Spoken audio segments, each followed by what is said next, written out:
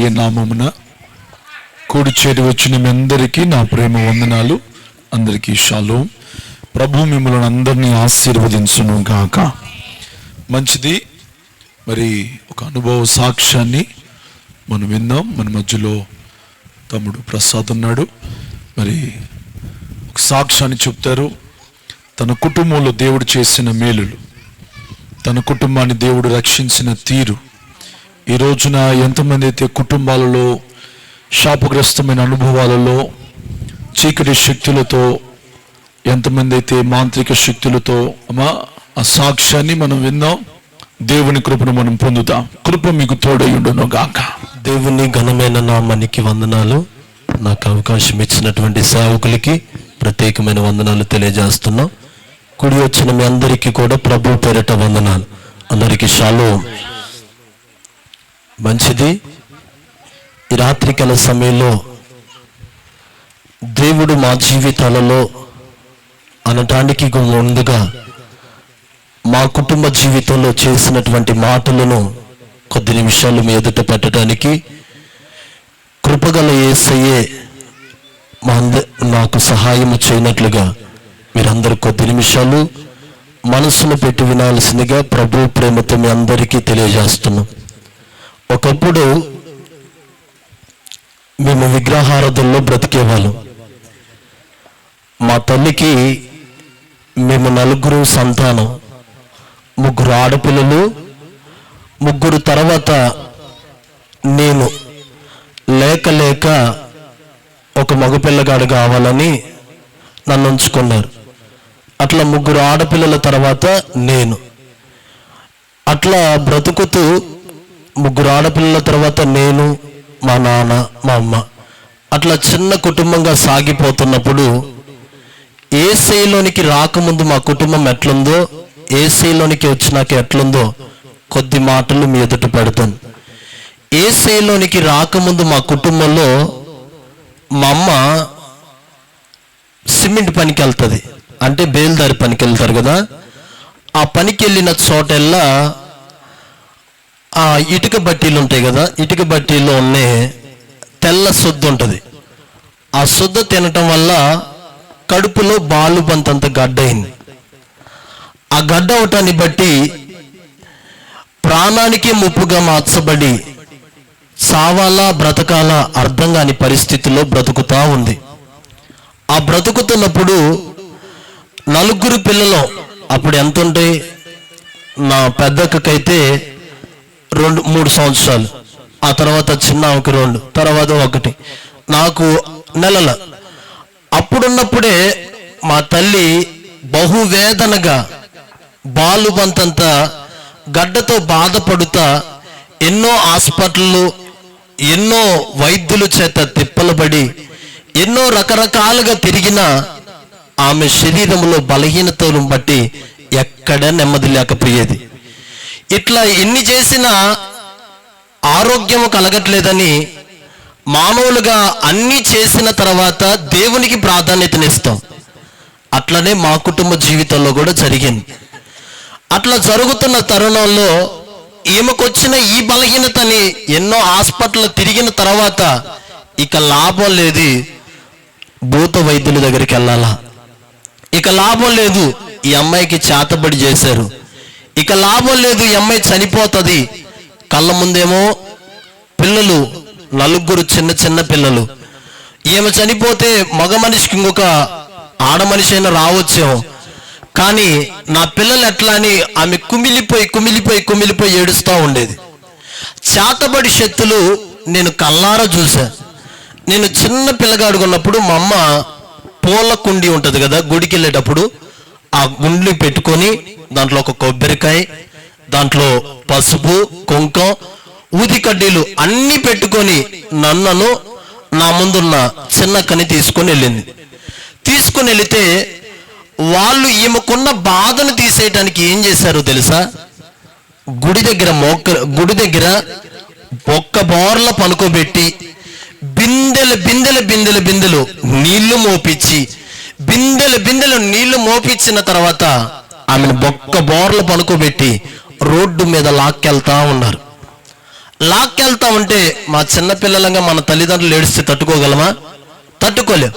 అట్లా మమ్మను లాక్కెళ్తుంటే వదిలేయండి వదిలేయండి వదిలేయండి అని ఏడుతున్నా వాళ్ళు కరుణించక, జాలి చూపక, దయ చూపక, అంటే ఈమెకు పట్టిన దెయ్యం వదిలేయాలంటే ఎట్నే చేసుకుంటూ పోవాలని కరాఖండిగా దయా దాక్షిణ్యం లేకుండా అట్లా జుట్టు పట్టుకొని లాక్కొని వెళ్తూ రోడ్ల మీద వెళ్ళిపోయారు. అయినా అప్పటికి విడుదల కలగల. అట్లా ఎక్కడికి వెళ్ళినా పనికని వెళ్తుంది. పని చేస్తానే మధ్యలో ఇంటికి వచ్చేస్తా ఉంటుంది. పని చేస్తూ ఉంటుంది, వెళ్తుంది, మరలా ఎక్కడ పడిపోతుందో తెలియదు. అట్లా నానా రకాలుగా చాలా దినాల నుండి ఇబ్బంది పడుతూ అట్లాగే బ్రతుకుతా ఉంది. అట్లా బ్రతుకుతున్న తరుణంలో మాకు తినటానికి తిండి కూడా లేదు. ఆ రోజుల్లో మాకు ఉండటానికి ఇల్లు కూడా లేదు. కానీ 4 పిల్లలు. మా నాన్న రిక్ష దొక్కితే గాని, ఆ రోజుల్లో రిక్ష దొక్కితే ఎంత అవుతుంది? 10, 20, 100. ఈ 100తో కుటుంబం అంతటిని, నాకు బాగా తెలుసు ఏ రోజు బియ్యం ఆ రోజు కొనుక్కుంటేనే తినగలం. నాకు బాగా తెలుసు ఏ రోజు కూరగాయలు కొనుక్కుంటే ఆ రోజే తెచ్చుకోగలం. కానీ దేవుని అద్భుత మహాకృప ఏంటంటే, మా నాన్నకి ఏ అలవాటు లేకపోవటాన్ని బట్టి కుటుంబం ఇంతవరకు క్షేమంగా ఉండగలిగింది. ఒక తాగుడు అలవాటు లేదు, ఒక బీడీ అలవాటు లేదు, ఏ అలవాటు లేకుండా ఒక్క కుటుంబాన్ని నడిపించడానికి ఆ పేద స్థితి నుండే నడిపించుకుంటూ వచ్చాడు. అటువంటి తరుణంలో మమ్మల్ని ఆ వచ్చిన 100 రూపాయల్లోనే, ఆ వచ్చిన 50 రూపాయలని ఆ తాయితలకని, మంత్రాలకని, తాయితలకని, పూజారులకని, అయి చేస్తే ఈ చేయాలని, అయి చేస్తే అయి చేయాలని నానా రకాల వాళ్ళు చెప్పినవన్నీ తీసుకుని వెళితే మేలు జరుగుతుందని రిక్షా కట్టుకొని బస్ స్టాండ్ వెనక మంత్రాలు చెప్పేవాళ్ళు ఉన్నారు. అక్కడికి కూడా వెళ్ళారు. వాళ్ళతో పాటు కూడా నేను వెళ్ళినట్టు నాకు చాలా గుర్తు. అక్కడికి కట్టుకొని వెళ్ళినా ఎన్నిసార్లు తిరిగినా ప్రతిఫలం కలగల. కానీ ఒక రోజున ఇదే విధంగా సువార్త కోటి అనగా కుటుంబంలో ఒక చిన్న ప్రార్థన జరుగుతుంది. పిల్లలుగా ఇట్లా ఆడుకుంటా మీ 4 కూడా వెళ్ళి, మన ఇంటి ముందు ప్రార్థన జరుగుతుంది, అక్కడ ఒక పాస్టర్ గారు వస్తారంట, ఆ పాస్టర్ గారు ఎవరి గురించి ప్రార్థన చేస్తే వారికి విడుదల కలుగుతుందంట అని చెప్పారు. నేను అదే మాట వెళ్ళి మా అమ్మకి చెప్తే, మన దేవుడు కాదమ్మా, మన దేవుడు అసలే కాదు, ఆయన మనకు సంబంధించిన దేవుడు కాదు, మన కొలిచే దేవుళ్ళు ఉన్నారు, మన వెళ్ళే గుడులు ఉన్నాయి, మన వెళ్ళే దేవాలయాలే అని అట్లా మమ్మల్ని సముదాయించి చెప్పినా కానీ పిల్లలుగా చెప్తే వింటారా? ఆటకైతనంగా వచ్చి కూర్చున్నట్లుగా మేము కూడా కూర్చున్నాం. అట్లా మేము కూర్చుండటం తరుణంతోనే ఎదుటిగా ఆ ఇంటిలో ఉన్న మా అమ్మ కూడా పనికెళ్ళి స్నానం చేసి రావాలనుకుని ఉద్దేశించి కానీ ఎందుకో మేము వచ్చి కూర్చోగానే దేవుని ఆత్మ ప్రేరేపణతో ఆమె కూడా అదే బట్టలతో వచ్చి కూర్చోగానే దేవుని వాక్యం ఎట్లాగే మన సేవకులు ఇక్కడ నిలబడి వాక్యాన్ని ప్రకటిస్తున్నట్టుగా ప్రకటిస్తుంటే ఆ దినాన వాక్యం ఆమె హృదయంలోకి చేర్చబడుతుంది. వాక్యం ఆమె హృదయంలోనికి వెళ్తుంది. సౌలుకి దురాత్మలు పట్టాయి కదా. దురాత్మలు పట్టినప్పుడు దావీదనే ఒక చిన్నవాడు దేవుని స్తుతించడాన్ని బట్టి, దేవుని పేరటను బట్టి, నొచ్చరించడాన్ని బట్టి సౌలులో ఉన్న దురాత్మలు వెళ్ళిపోతాయని దేవుని సేవకుల నుండి తన మాట వెల్లడవుతుంది. ఎప్పుడైతే ఆ మాట వెల్లడైందో మా అమ్మలో ఉన్న దురాత్మలు కూడా వెళ్ళిపోతున్నాయి. అప్పుడు నెమ్మది కలుగుతుంది, అప్పుడు ప్రశాంతి కలుగుతుంది, అప్పుడు నెమ్మదిగా ఉండి ప్రశాంతంగా ఉంది. అయిపోయిన తర్వాత అయ్యగారు ప్రార్థన చేయటానికి అడిగారు, అమ్మా మీ ఇల్లు ఎక్కడమ్మా? ఎక్కడేనయ్యా? ఎదురుగుంటది. మరి ఎప్పుడు వచ్చినా మేము ఈ కుటుంబంలో ప్రార్థన పెట్టినప్పుడల్లా ఎప్పుడు రారేందమ్మా అంటారు. అవునయ్యా, నాకు 3 ఆడపిల్లలు, 1 అబ్బాయి. నాకేమో ఎప్పుడు ఒంట్లో బాగోదు, ఎప్పుడు బాగుంటానో తెలీదు, ఎప్పుడు పడిపోతానో తెలీదు. అట్లా నాకున్న అనారోగ్యాన్ని బట్టి నేను ఎప్పుడు బయటికి రావటానికి ఉండనయ్యా అంటా ఉండేది. అప్పుడు పామ్మ నీ ఇంటికి నేను వస్తా, ప్రార్థన చేస్తా అని సేవకులు పిలవకుండానే దేవుని ఆత్మ ప్రేరేపణతో ఎప్పుడైతే మా ఇంటికి వచ్చారో, మా ఇంటికి వచ్చినప్పుడు ఒక చిన్న పూరి గుడిసె, ఆ పూరి గుడిసెలోనికి కూడా వంగి వచ్చి నిండు మనస్సుతో ప్రార్థన చేసినప్పుడు మా అమ్మ చెప్పింది, కుక్క పోలీసుల దగ్గర ఉంటది కదా, ఆ పోలీసు లాంటి కుక్క మూతి నాక్కుంటా తిరిగి వెనక్కి వెళ్ళిపోయిందంట. దీని అంతటికి గల కారణం ఏంటంటే ఆమెలో ఉన్న చాతబడి క్రియ ఆ కుక్క రూపంలో నుండి బయటికి వెళ్ళిపోయింది. ఎప్పుడైతే బయటికి వెళ్ళిపోయిందో అప్పటి నుండి బ్రతకాలన్న ఆశ కలిగింది.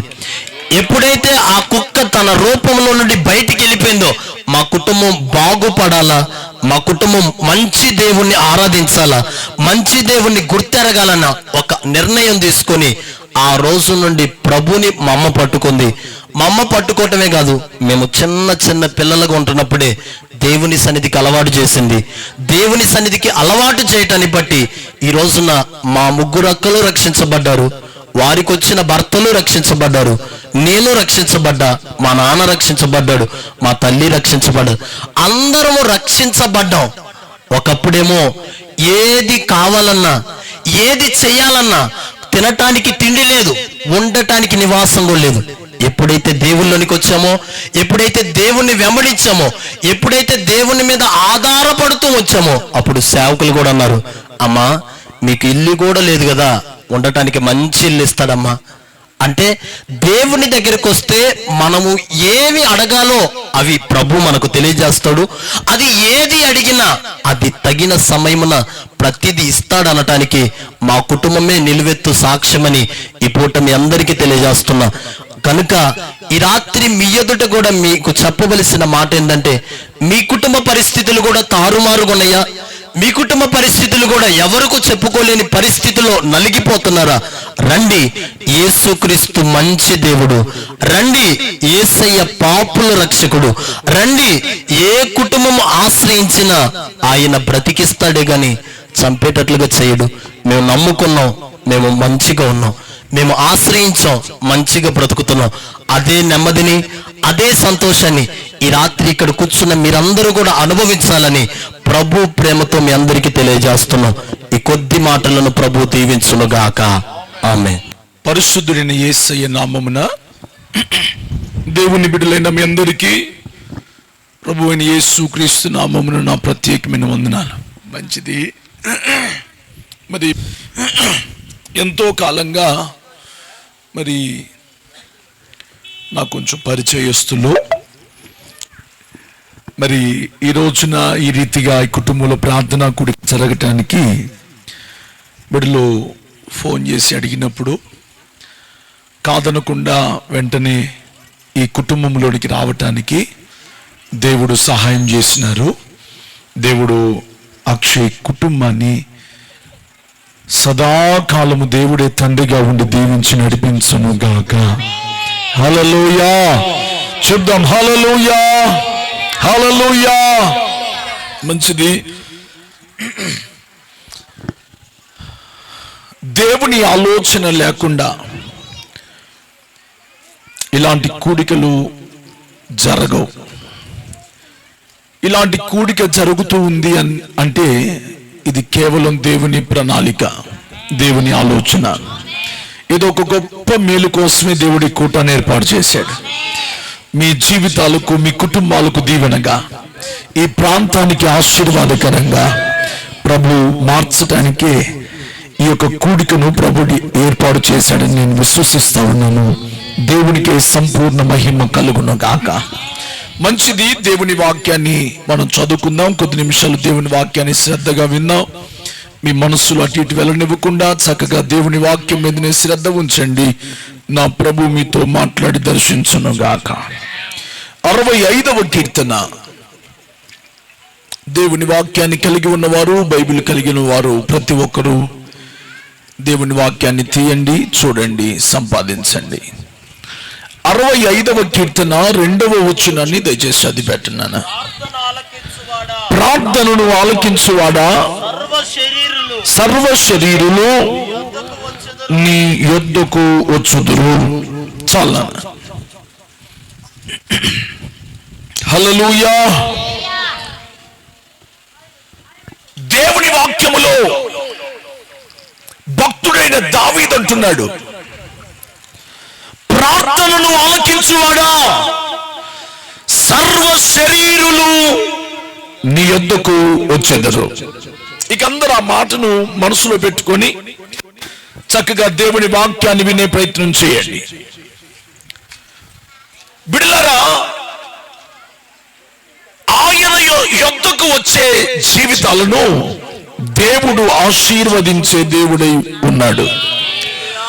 ఆయనను పిలుచుకునే జీవితాలను దేవుడు నిలబెట్టుకునే దేవుడై ఉన్నాడు. ఈ రాత్రి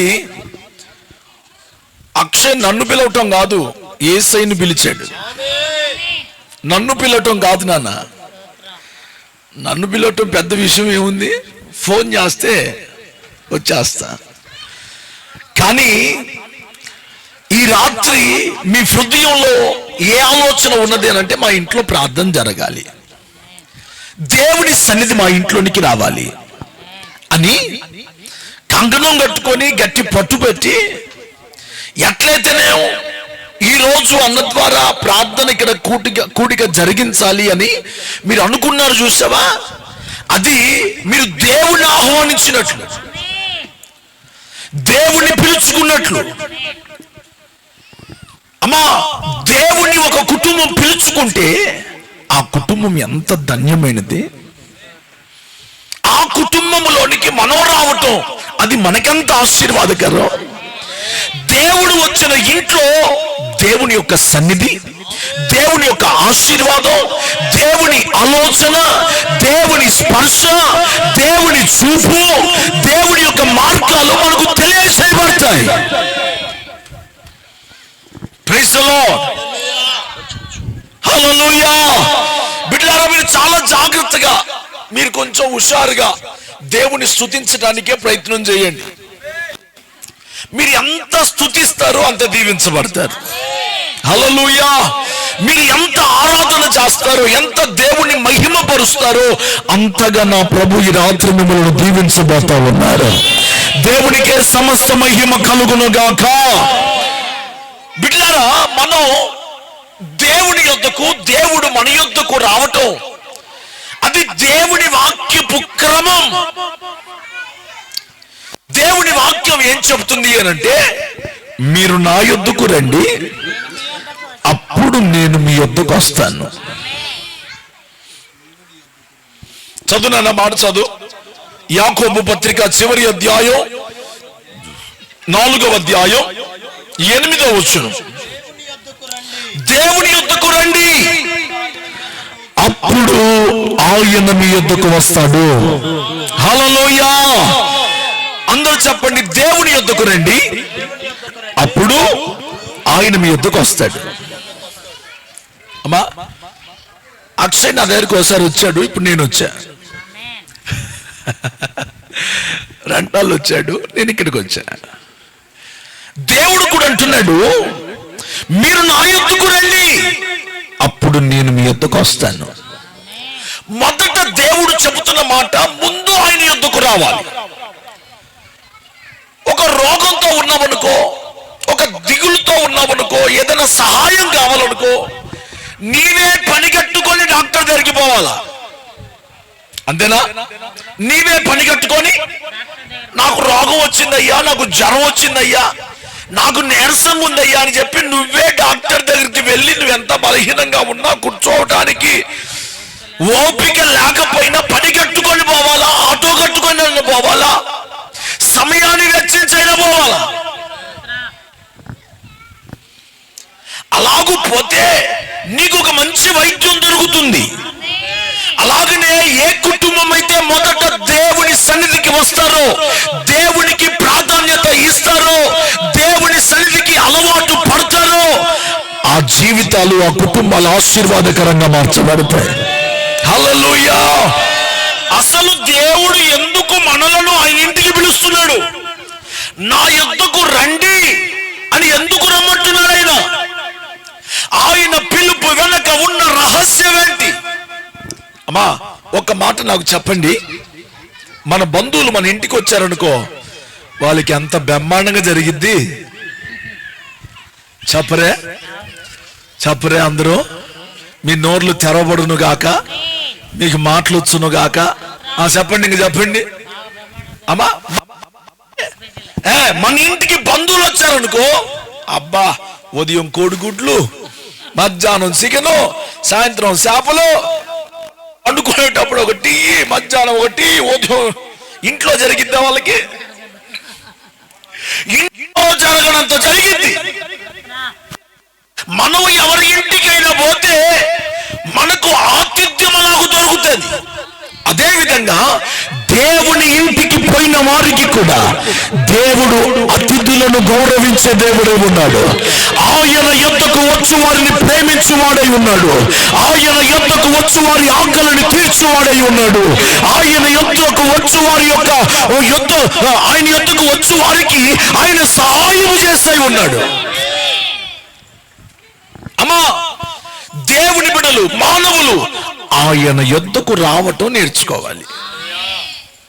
చెప్పండి చెప్పండి, ఆయన యొద్దకు రావటం నేర్చుకోవాలి. యేసయ్య యొద్దకు రావటం నేర్చుకోవాలి. దేవుని మందిరానికి రావటం అలవాటు పడటం నేర్చుకోవాలి. అమ్మా, మనం పనికి వెళ్తేనే కదా డబ్బులు వచ్చేది. అలాగనే దేవుని సన్నిధికి వెళ్తేనే మన కుటుంబాలు బాగుంటాయి. నువ్వు రాత్రంతా శ్రమ పడినా, నువ్వు ఉదయం లేచిన దగ్గర నుంచి సాయంత్రం పడుకునేంత వరకు కూడా నువ్వు వేలకు వేలు సంపాదించినా నీకు ఆరోగ్యం ఉండాలిగా, కుటుంబంలో నెమ్మది ఉండాలి కదా, నలుదిక్కుల ప్రశాంతకరమైన వాతావరణం ఉండాలి కదా, ఏ తెగులు నీ గుడారములో సమీపించకుండా ఉండాలి కదా. ఎక్కడెక్కడో తిరిగి వస్తాం, మన ఇంట్లోనికి వెళ్తాం, ఏదో ఒక దోషం లోపలికి వెళ్తుంది, ఏదో ఒక సైతాను శక్తుల ప్రభావం వెళ్తుంది. దీని వలన ఏం జరుగుతుంది అంటే కుటుంబాలు విచ్ఛిన్నమైపోతున్నాయి. కుటుంబాలలో సంబంధాలు లేకుండా, కుటుంబాలలో ప్రేమ లేకుండా, కుటుంబాలలో ఐక్యత లేకుండా, కుటుంబాలలో నెమ్మది లేకుండా చాలా కుటుంబాలు ప్రశాంతతను కోల్పోతున్నాయి. అయితే ప్రభువు చెప్తున్నాడు, మీరు నా యొద్దకు రండి, అప్పుడు నేను మీ యొద్దకు వస్తాను. హల్లెలూయా. ఆయన యొద్దకు రావటం నేర్చుకోవాలి. ఆమేన్, ఆమేన్, ఆమేన్, ఆమేన్.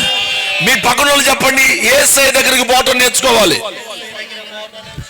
అమ్మా, వచ్చిన తర్వాత డాక్టర్ దగ్గరికి పోవటం ఎవరు నేర్పిస్తే పోతున్నారు? చెప్పండి అమ్మా, ఎవరంతటా వాళ్ళు పోతున్నారు? వాళ్ళకి ఆలోచన వచ్చింది, అమ్మో మనకు రోగం వచ్చింది రా నాయన, పోకపోతే గోడ మీద డి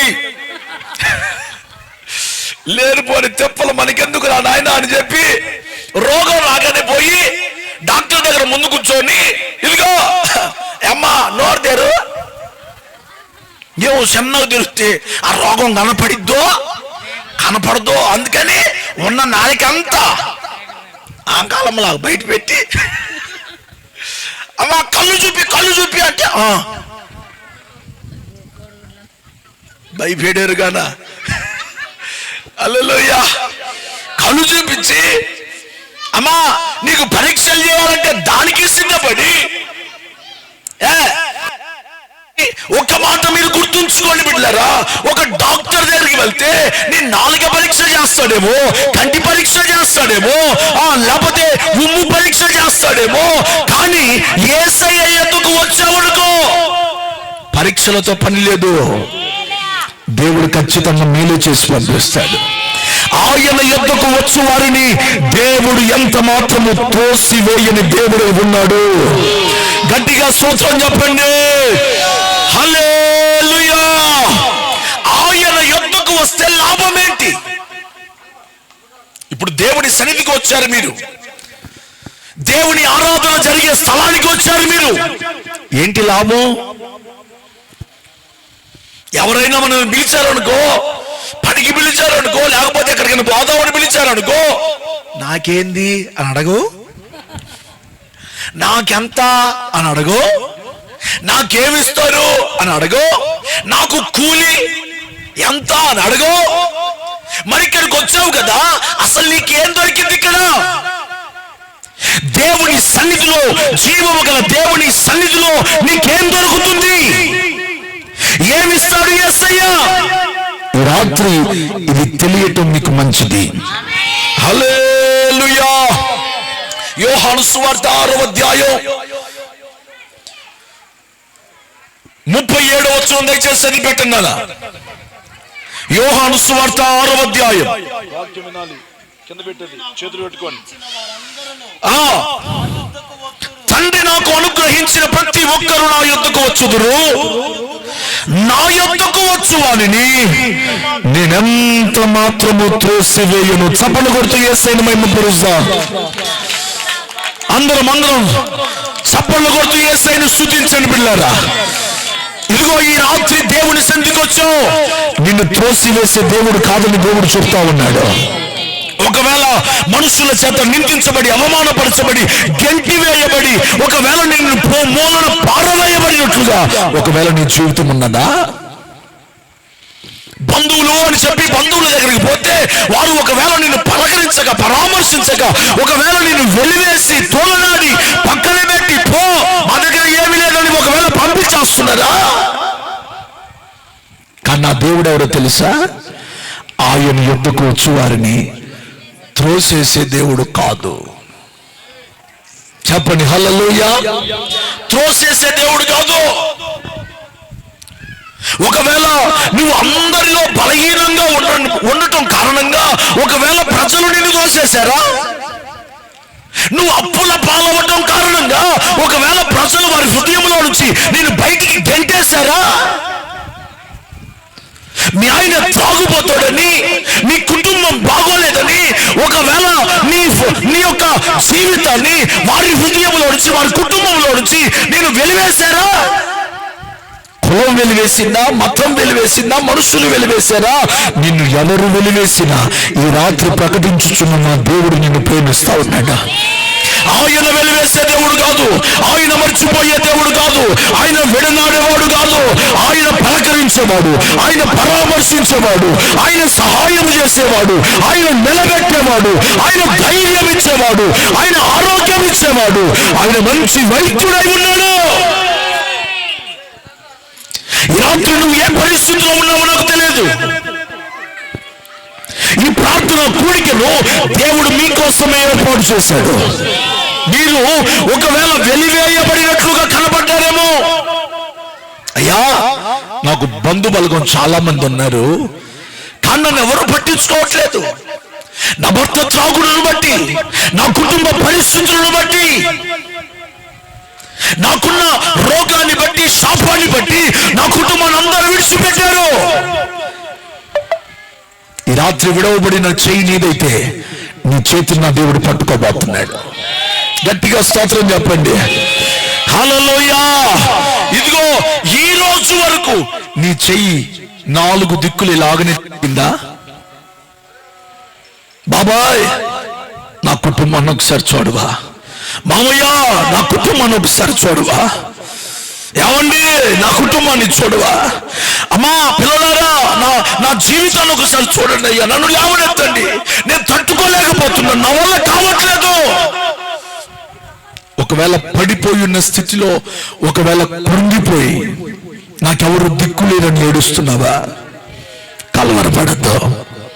ఈ రాత్రి నీకోసం ఈ ప్రాంతంలో దేవుడి మంచి కూడికను ఏర్పాటు చేశాడు. ఇదిగో ఇప్పటిదాకా చెయ్యి ఇలాగు తిరిగిందేమో, ఇప్పుడు నీ చేతిని అలాగు తిరిపో. ఈ 4 దిక్కుల ద్వారాలు ఎప్పటికైనా ముయ్యబడతాయేమో గాని ఈ ద్వారం ఎప్పుడు తెరవబడి ఉంటుంది. చపలు కొట్టండి గట్టిగా. ఈ దిక్కు నీ కొరకు ఎప్పుడు తెరవబడే ఉంటుంది. అక్కడి నుండి నీకు సహాయం, అక్కడి నుండి నీకు పిలుపు, అక్కడి నుంచి నీకు ఆలోచన, అక్కడి నుంచి నీకు మేలు, అక్కడి నుంచి నీకు ఆరోగ్యం ఎప్పుడు ధారాళంగా నీ మీద కుప్పగా ప్రోక్షించబడుతూనే ఉంటుంది. ఈ రోజు వరకు నలుదిక్కులో చూసిన రాని నెమ్మది, నలుదిక్కులో చూసిన రాని నమ్మకం అటు చూస్తే వస్తుంది. హల్లెలూయా. యేసయ్య వైపు చూడు, యేసు వైపు చూడు, నీ భారమంత తీరు. యేసు వైపు చూడు, నీ భారమంత తీరు. తీరానికి చేరు, తీరానికి చేరు.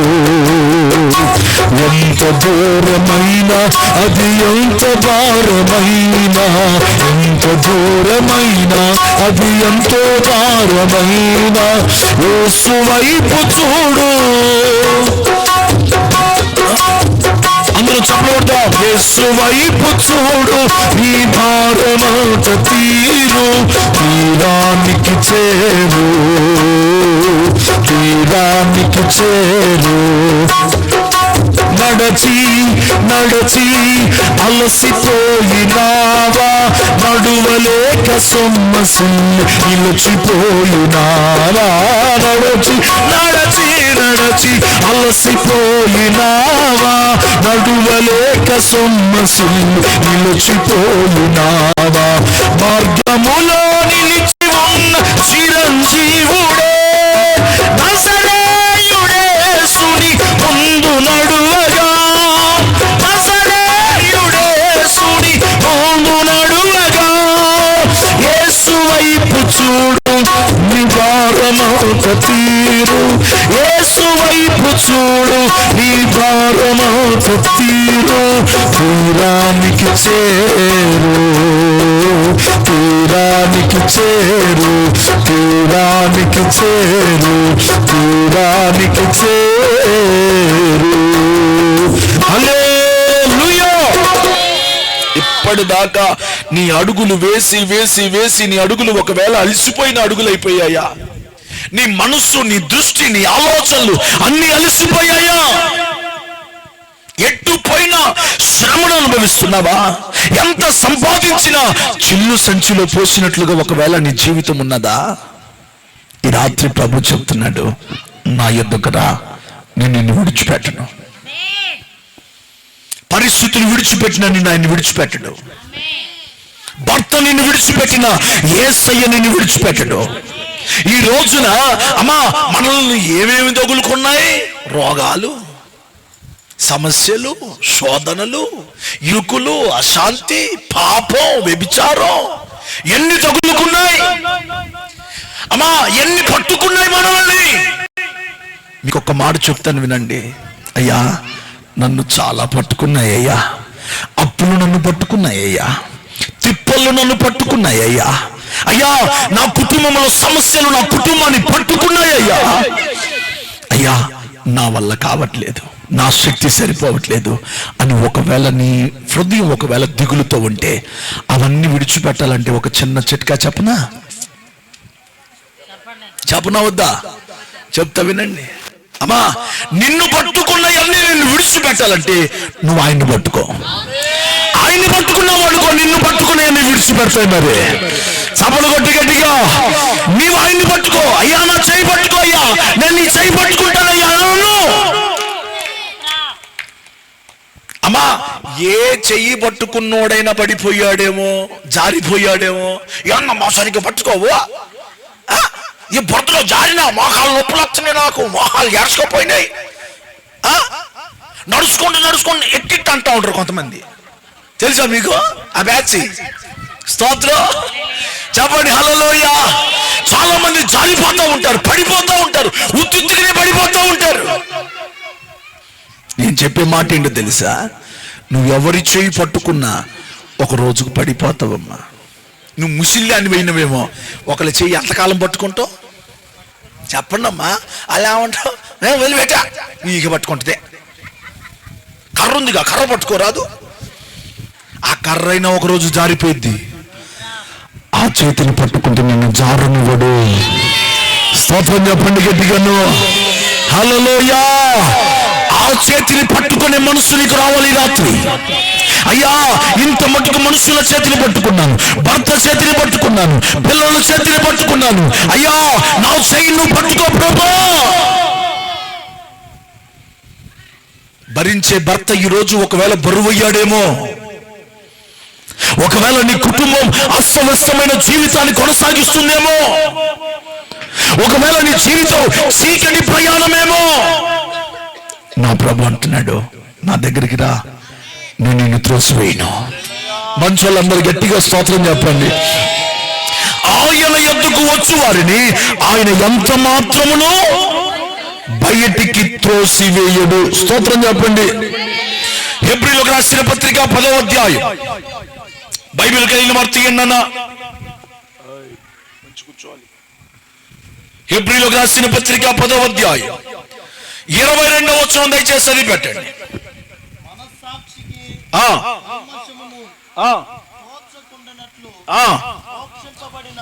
మనస్సాక్షికి కల్మషము తోచకుండునట్లు ప్రోక్షించబడిన హృదయములు గలవారును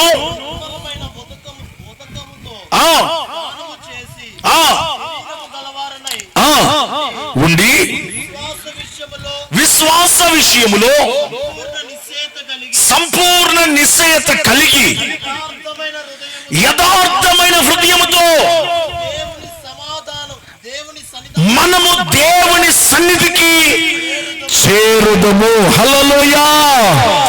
యథార్థ హృదయముతో. ప్రభా, ఇప్పటిదాకా నేను నడిచిన మార్గం, పలికిన మాట అన్ని వేస్తే.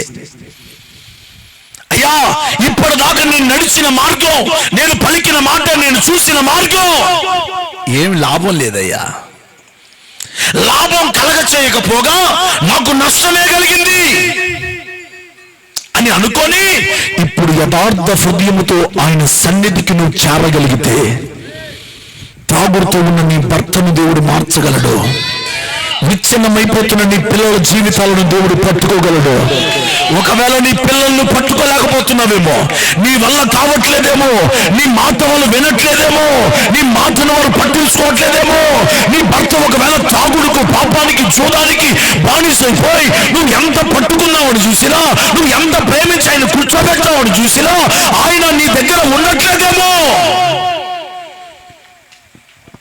నువ్వు ఆయన దగ్గర నిలవటానికి ఇష్టపడితే నీ కుటుంబం నీ దగ్గర నిలబడేటట్టు ప్రభు చేస్తాడు. గట్టిగా మనసున్న వాళ్ళు గట్టిగా స్తోత్రం చెప్పండి. హుషారుగా స్తోత్రం చెప్పండి. హల్లెలూయా. ఈ రోజున ఒకే ఒక్క మాట మీ హృదయంలో పెట్టే ప్రయత్నం చేస్తున్నాను బిడ్డలారా. ఏంటి ఆ మాట అంటే, ఆయన ఎదుగు రావటం మనిషి నేర్చుకోవాలి. కూరగాయలు కావాలన్నప్పుడు మార్కెట్కి పోట్లా, రోగం వచ్చినప్పుడు వైద్యుని ఆశ్రయించట్లా. మరి బ్రతుకులను బాగు చేసే కార్ఖానా ఒకటి ఉంది మనకి. బ్రతుకులను బాగు చేసే దేవుడు ఒక ఆయన ఉన్నాడు. ఆయన ఒక్కడే జీవితాలను బాగు చేస్తాడు.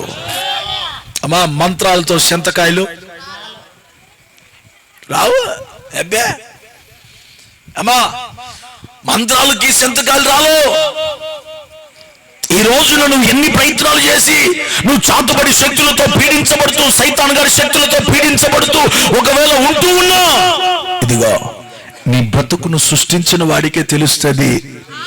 నిన్ను ఎలాగూ బాగు చేయాలి ఆయనకే తెలుస్తుంది. గట్టిగా స్తోత్రం చెప్పండి.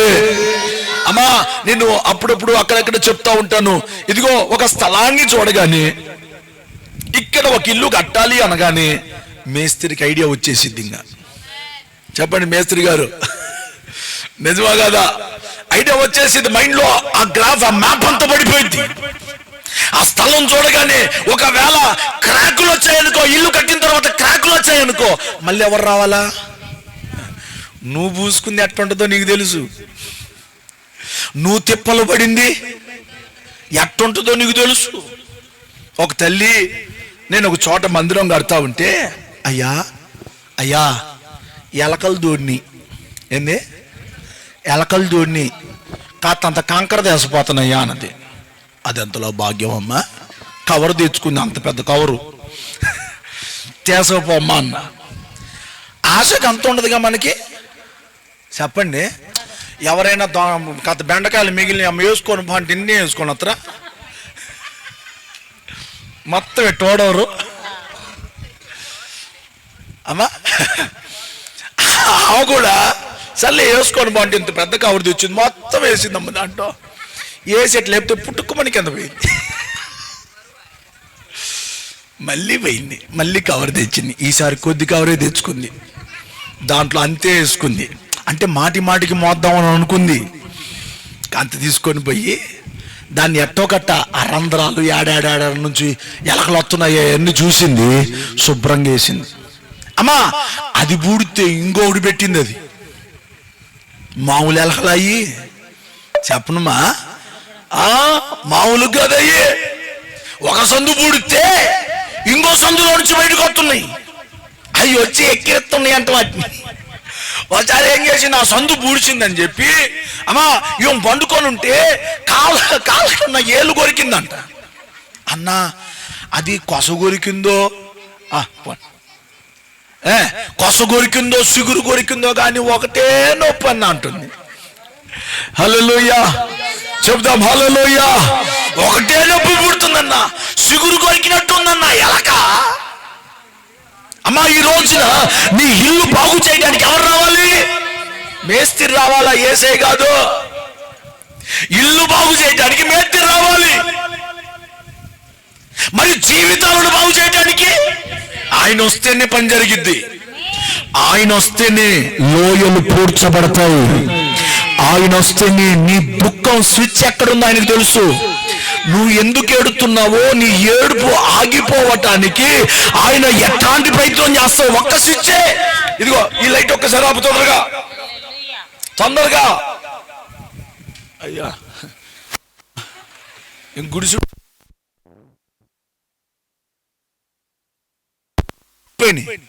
ఒక్క స్విచ్చేదానికి ఈ రోజున నీ జీవితానికి కూడా ఒక చిన్న ఆలోచన చాలు, నీ బతుకు బంగారం అయిపోతుంది. హల్లెలూయా. ఒకవేళ ఈ ప్రాంతంలో నీ సాక్ష్యం పాడైపోయిందేమో, నీ జీవితం వెనకబడి ఉన్నదేమో, నీ కుటుంబాన్ని అందరూ వదిలిపెట్టారేమో, నిన్నందరూ అసహించుకుంటున్నారేమో, రా ప్రభువే పిలుస్తున్నాడు. ఎందుకు పిలుస్తున్నాడు తెలుసా? మనిషికున్న నైజం ఏంటంటే పిలవని పేరంటానికి బోడు. స్తోత్రం చెప్పండి. మనిషిని ఎందుకు పిలుస్తున్నాడు తెలుసా? మనిషికున్న నైజం ఏంది? ఇప్పుడు ఇంట్లో ప్రార్థన జరుగుతుంది, కొంతమంది రాకుండా ఇళ్లలోనే ఉన్నారు. ఏందమ్మా రావట్లేదని తర్వాత పోయి అడుగు, మమ్మల్ని పిలవలేదండి అల్లా, మాకు చెప్పలే. అది వెనకాల అది గట్టిండు, వాళ్ళు ఎవరు వచ్చి పట్టలు వేసారు, కుర్చీలు పరిచారు, కానీ మమ్మల్ని మాత్రం పిలవలే. మమ్మల్ని దేకన కాడికి మేము ఎందుకు పోయేది? మమ్మల్ని పిలవని కాడికి మనిషికున్న బుద్ధి దేవుడికి తెలుసు. మనిషి బుద్ధి ఎట్లాంటిదో దేవుడు తెలుసు. పిలవని పేరంటానికి పోతారా? అది ఎంత నామోసి, ఎంత సిగ్గు. మమ్మల్ని పిలవలే. మళ్ళీ ఇంకోటి ఏందో తెలుసా? పిలిచి పేటకపోయినా తెప్పలే. హల్లెలూయా. పిలిచి పేటకపోయినా అమ్మా నన్ను పిలిచింది కానమ్మా ఇట్లా అని కూడా అనలేదమ్మా నన్న. అసలు అమ్మ ఇంకొక నీళ్ళు తాగమ్మా కథ కాలుగడు కాడలా ఇటు చూస్తుంది నన్ను. నాకు అసలు ఎంత నవో నేనండి వేద్దామాట. అసలు నేను ఎంత ఇరిటేటింగ్ గా ఫీల్ అయ్యాను తెలుసా? నాకు తల కొట్టినంత పని అయిపోయింది. అసలు నేను బోను, ఇంకోసారి పిలిచినా బోను, నన్ను తలిసినా బోను, ప్లస్ పిలిచినా బోను. మనిషి నైజం దేవునికి తెలిసే దేవుడు రమ్మని పిలుస్తున్నాడు. మరి పిలిచిన ఇంటికి వెళ్ళాలిగా. మనుషుల దగ్గర ఆతిథ్యం దొరకదేమో, నా దేవుని దగ్గర నీకు శాశ్వత ఆనందం దొరుకుతుంది. హల్లెలూయా. ఏ ఇంటికైనా, ఏ బంధువుడి ఇంటికైనా వెళ్తే అక్కడ నీకు ఆనందము గాని, ఆరోగ్యం గాని, ప్రశాంతత గాని, నీకు కావలసిన సౌకర్యాలు గాని ఒకవేళ నీకు దొరకవేమో, దేవుని యొద్దకు వస్తే అన్ని సౌకర్యాలు ఉన్నాయి. అమ్మా నీ జీవితపు పంట పండుతుంది. ఒక మాట చెప్పనా? వంట చెడిపోతే ఒక పూట బాధపడతాం, ఇవాళ వంట బాగాలేదు అని బాధపడతాం. పంట చెడిపోతే ఒక సంవత్సరం బాధపడతాం. చాలా దూరం నుంచి మందులు తెచ్చాను, విత్తనాలు తెచ్చాను, బాగానే కష్టపడ్డాను, కానీ పంట పండలేదు, ప్రతిఫలం రాలేదని ఒక సంవత్సరం బాధపడతాం. కానీ జీవితం అనే పంట చెడిపోతే జీవితాంతం బాధపడాల్సి వస్తుంది. ఈ జీవితపు పంట లోకంలో వేసిన పంటను పండించడానికి ఒక రైతు ఉన్నట్లు జీవితపు పంటకు కూడా ఒక యజమానుడు ఉన్నాడు. జీవితపు పంటకు కూడా ఒక యజమానుడు ఉండాలి. ఆయన ఎవరు? ఆయన సృష్టికర్త. ఆయన ఎవరు? నీ జీవితాన్ని పండించగలిగిన వాడు. చాలా మంది ఏమనుకున్నారు, ఎర్రగా చేతికి గోరింటాకు పెట్టుకుంటే మంచి మొగుడు దొరుకుతాడు అనుకున్నారుగా. చెప్పండి, ఇక్కడ మొదలుకొని ఎడదాగు పెట్టి ఆడ మొదలుకొని ఎడదాగు పెట్టి ఎంత ఎర్రగా పండేటట్టు గోరింటాకు ఉంచినా పప్పు గుత్తి తీసుకొని ఎర్ర కందేలాగా తంతుండు. సీపురు గడ్డ తీసుకొని ఎర్రగా. ఒక గోరింటాకు నీ బతుకును మార్చదు. దండం పెట్టి చెప్తున్నా, ఒక గోరింటాకు దాంట్లో నువ్వు ఎన్ని కోను మెహందీ ఇవి నీ బతుకును మార్చదు నాన్న. నీ జీవితపు చక్రం ఆయన చేతిలో ఉంది. నీ జీవితం విలువ ఆయనే పెంచగలడు. నీ జీవితపు శ్రేయస్సు ఆయనకే తెలుసు. నీ జీవితపు ఆశీర్వాదం ఆయనకే తెలుసు. ఆయన మాత్రమే ఇవ్వగలడు. ఈ రాత్రి ఎన్ని ప్రయత్నాలు చేసి ఇక్కడ కూర్చున్నావు, ఇదే నీకు చివరి అవకాశం కావచ్చు. ఈ రాత్రి నీకు పిలుపునిస్తున్నాడు, రా రమ్మనుచున్నాడు నిన్ను ప్రభు యేసు. వాంఛతో తన కరమును చాచి రమ్మనుచున్నాడు. వాంఛతో తన కరమును చాచి రమ్మనుచున్నాడు. ఎందుకో కన్నీరంతా తుడుచును,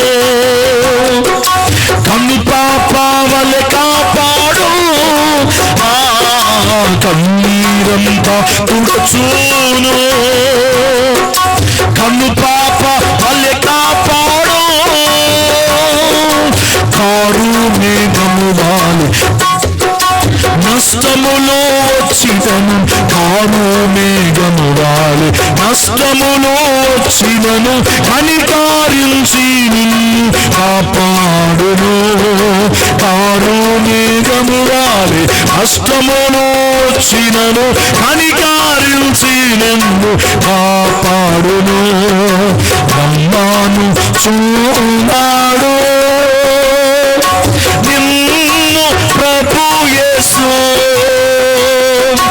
వాంఛతో తన కరమును చాచి రమ్మనుచున్నాడు. రండని అంటున్నాడు. హల్లెలూయా. ఎందుకు పిలుస్తున్నాడు? మన పిల్లలు ఏడుస్తా ఉంటే మన పిల్లల్ని పిలుస్తాం దేనికి? కన్నీరు తొడవటానికి. అమ్మా, మన పిల్లలు ముద్దిగా చబ్బీగా ఉన్నారనుకో, ముద్దుగా ఉన్నారనుకో, వాళ్ళు ఏం చేస్తాం? ఏం చేస్తాం మన పిల్లల్ని? ఇది చూడు, ఇటు చూడు, బా దోసకాయ పండు దొండ, బా ఇంకేంది అది బంగారం, బా ఎత్తాడు ఇట్ట పిండుతా ఉంటే కాసేపటికి కంట్రోల్ తప్పి కన్నీరు మున్నీరు మొదలు పెడతాడా? చెప్పరే, మొదలు పెడతారు లేదా? ఏడవటం మొదలు పెడతారు. ఇక ఈ ఏడవటం మొదలు పెట్టినప్పుడు తల్లి చూస్తుంది, పరిగెత్తుకుంటారా జసు రా అని పిలిచిన వాడు రాలేని పరిస్థితిలో కనుక ఉంటే తల్లి పరిగెత్తుకుంటూ పోయి వాడిని ఎత్తుకుంటుంది. స్తోత్రం చెప్పండి గట్టిగా. తల్లి పరిగెత్తుకుంటూ పోయి వాడిని ఎత్తుకుంటుంది. వాడి గుక్కెడి కన్నీళ్లు కళ్ళల్లో కుక్కుకొని ఒక్కసారి వాళ్ళ అమ్మ భుజం మీద ఇలాగ వాలిపోయి మళ్ళీ లేసెట్టు చూస్తాడు జనాలకి వెళ్ళి. ఈ పిండినోళ్ళు ఉంటారు చూసినా, ఈ పిండినోళ్ళు బొగ్గలు బా పిండినోళ్ళు ఉంటారు చూసినా, వాళ్ళకి వెళ్ళి చూసి ఆ చూపుకు అర్థమైందో తెలుసా? ఆ చూపుకు అర్థం తెలుసా? రే మీరందరూ ఏడ్చేవాళ్ళేరా. మమ్మొక్కతే నిన్ను నవ్విస్తుంది, మమ్మొక్కతే నన్ను ఎత్తుకుంటుందిరా, మమ్మొక్కతే నన్ను హక్కును చేర్చుకుంటుందిరా.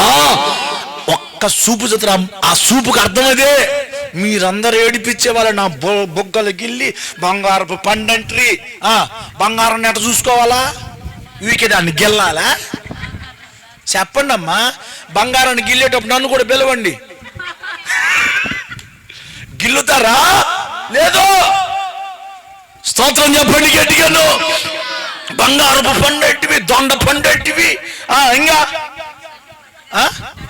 దోసకాయ పండు అంటివి, బంగారం అంటివి, ఇన్నని పిండితివి. ఏడవడు. ఈ రోజున నీకు దేవుడు బంగారం లాంటి జీవితాన్ని ఇచ్చాడు. పాడు చేసుకోమాక. శ్రేష్టమైన జీవితాన్ని ఇచ్చాడు. ఆ జీవితం యేసయ్య చేతిలోని బాగుపడుతుంది.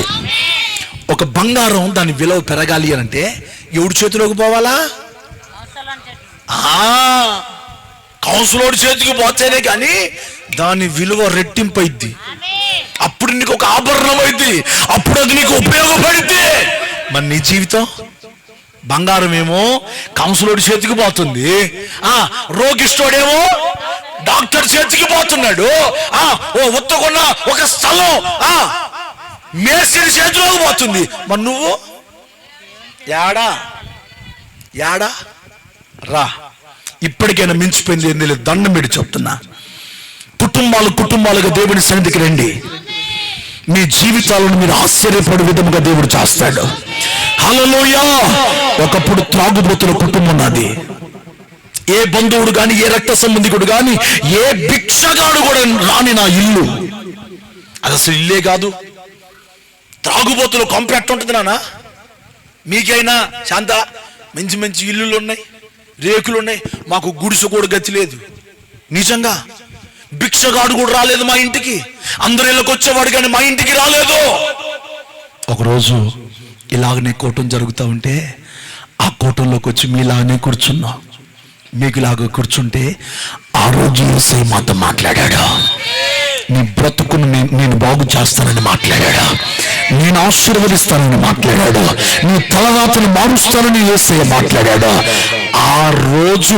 ఆ రోజు యేసయ్య పాదాలు పట్టుకున్నావు. నా ఇంట్లో ఆ రోజు నుంచి త్రాగుడు పోయింది. నా ఇంట్లో ఆ రోజు నుంచి శాపం పోయింది, కన్నీరు పోయింది, ఉపద్రవాలు పోయినాయి, నష్టాలు పోయినాయి. ఇందాక తమ్ముడు చెప్పాడు కదా, పూటకు బియ్యం తెచ్చుకునే వాళ్ళం. ఆ రోజులు రిక్షాలు చాలా ఉండేవి. ఎవరికి ఎప్పుడు వరుస వచ్చిందో తెలియదు. అప్పుడెంత పావలా, ₹10, రూపాయి, ₹5, 10 పైసలు బిల్లలు పని చేస్తున్న సమయం అది. పూట గడవని రోజులవి, గంజి నీళ్లు తాగుతున్న రోజులవి, కారులో కాంత శనగ నూనె పోసుకొని తింటున్న రోజులవి. అటువంటి దినాలలో యేసయ్య మమ్మల్ని కనికరించాడు. మేము యేసయ్యని పట్టుకున్నాం, మేము యేసయ్య దగ్గరికి వెళ్ళాం. నా తలరాతను మార్చాడు. ఒకప్పుడు సైకిల్ లేదు, ఇప్పుడు ఆడిగిపోయిన కారులో దిప్పుతా ఉన్నాడు. ఒకప్పుడు ఇల్లు లేదు, ఇప్పుడు నేను ఆడిగిపోయిన ఒక మంచి ఇంటిని దేవుడు అనుగ్రహించాడు. హల్లెలూయా. ఒకప్పుడు తినటానికి లేదు, ఇప్పుడు తరగనంత దేవుడు ఇచ్చాడు. స్తోత్రం చెప్పండి గట్టిగాను. ఇదివరకు నవ్వటానికి అవకాశమే లేదు. ఎవడు మమ్మల్ని పిలవలా, ఎవడు నవ్వించలా. బంధువులందరూ ఏమన్నారు తెలుసా? ఒరే, ఫంక్షన్లకు ఎవరినైనా పిలవండి కానీ వీళ్ళని మాత్రం పిలవద్దు. పక్కన పెట్టిన నా కుటుంబం బిడ్డలారా, ఏ దేవుడినైతే కాదని కాలదన్నామో ఈ రోజు నా దేవుడు మాకు దిక్కయ్యాడా. ఈ రోజు నా దేవుడే మాకు బలమయ్యాడు. ఆ రోజు మేమేమనుకున్నామంటే, ఏ దేవుడినైనా మొక్కుదాం, ఏ దేవుడికైనా కొబ్బరికాయ కొడదాం, ఏ దేవుడికైనా ఊతికడ్డి పెడదాం, ఏ దేవుడి దగ్గర ముడుపులు కడతాం, గుడి చుట్టూ తిరుగుదాం, ప్రదక్షిణలు చేద్దాం, ఎన్నో ప్రయత్నాలు చేస్తాం. కానీ యేసయ్య జోలికి పోవద్దు అని అనుకున్న కుటుంబాలు మావి. ఎందుకో తెలుసా? మాకు చాలా మంది ఏం చెప్పారంటే, యేసయ్య తక్కువ కొలపాల దేవుడు అని చెప్పినమ్మ. మాకు యేసయ్య తక్కువ కొలపాల దేవుడు. ఇంకోటి ఏమన్నారు తెలుసా? యేసయ్య అసలు మన దేశపు దేవుడే కాదంట, అమెరికా దేవుడు. ఇప్పుడు నేను యేసయ్యను చూడటానికి అమెరికా దాకా పోయే పని లేకుండా చేశాడు. ఆయన నా దగ్గరికి పరిగెత్తుకుంటూ వచ్చాడు. ఆయన నేను ఉంటున్న రెంటాలకు వచ్చాడు. ఇప్పుడు రెంట చింతలకు వచ్చాడు. ఇదే కాలనీ, ఇది కూడా ఆంతోనియేనా? అమ్మో, ఈ ఆంతోని కాళ్ళకి యేసయ్య వచ్చాడు. నువ్వు అమెరికా దాకా పోయే పని లేకుండా యేసయ్య నీ కాళ్ళలోకి వచ్చాడు. నీ గుమ్మమును తడుతూ ఉన్నాడు, నీ జీవితాన్ని తడుతూ ఉన్నాడు, నిన్ను రమ్మని పిలుస్తున్నాడు. రా, నువ్వు రావడానికి ఏదో ఫ్లైట్ లో పోవాలిగా, మరి అమెరికా నువ్వు అంత దూరం పోలేవని దేవుడు అక్కడక్కడ కొన్ని మందిరాలు పెట్టాడు.